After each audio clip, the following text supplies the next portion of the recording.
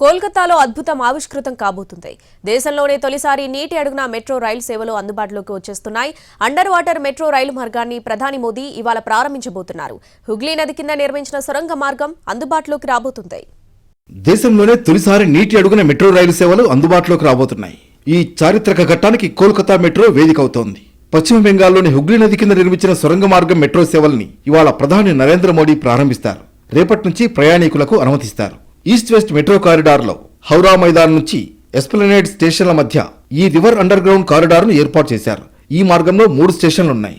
Howrah Maidan, Howrah station complex, BBD Bagh. Hooghly నది కింద భాగంలో కోల్కతా నుంచి నదికి అవతల వైపు హౌరా మధ్య సుమారు 4.8 కిలోమీటర్ల దూరంతో ఈ అండర్ గ్రౌండ్ ప్రయాణం సాగనుంది. నీటి ఉపరితలం నుంచి 32 మీటర్ల లోతున మెట్రో టన్నెల్ ఏర్పాటు చేశారు. 520 మీటర్ల పొడవు ఉన్న సొరంగ మార్గం ప్రయాణానికి 45 సెకండ్ల టైం పడుతుంది. సొరంగ అంతర్గత అడ్డుకొలత 5.55 మీటర్లు కాగా బాహ్య అడ్డుకొలత 6.1 మీటర్లు. ఈస్ట్ వెస్ట్ మెట్రో కారిడార్కు ఫిబ్రవరి 2009లో పునాది పడింది.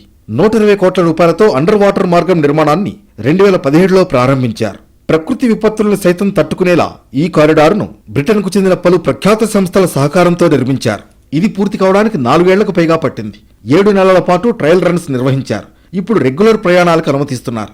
ఈ మార్గంలో రోజు 7 లక్షల మంది ప్రయాణిస్తారని అంచనా వేస్తున్నారు. హౌరా మెట్రో స్టేషన్ నుంచి నీటి ఉపరితలానికి 16 మీటర్ల దిగువన మెట్రో రైళ్లు పరుగులు తీనున్నాయి. దీంతో భారతదేశంలోనే అత్యంత లోతైన మెట్రో స్టేషన్ గా రికార్డులోకి ఎక్కనుంది. దేశంలో తొలిసారి 1984 అక్టోబర్ 24న కోల్కతాలోనే మెట్రో సేవలు ప్రారంభమయ్యాయి. సుమారు 3.4 కిలోమీటర్ల దూరంలో 5 స్టేషన్లతో తొలి మెట్రో పరుగులు తీసింది. ఇప్పుడు అదే నగరంలో అండర్ వాటర్ మెట్రో రైలు సేవలు ప్రారంభం కానున్నాయి. లండన్ ప్యారిస్ కారిడార్లోని యూరోస్టార్ సర్వీస్ మాదిరిగా రూపొందించిన సొరంగ మార్గం ఇది. ఈ వినూత్న ప్రాజెక్టుతో రైలు రవాణా రంగంలో విప్లవాత్మక మార్పు రావడంతో పాటు నగరంలో ట్రాఫిక్ రద్దీ తగ్గుతుంది, వాయు కాలుష్యాన్ని నియంత్రిస్తుంది.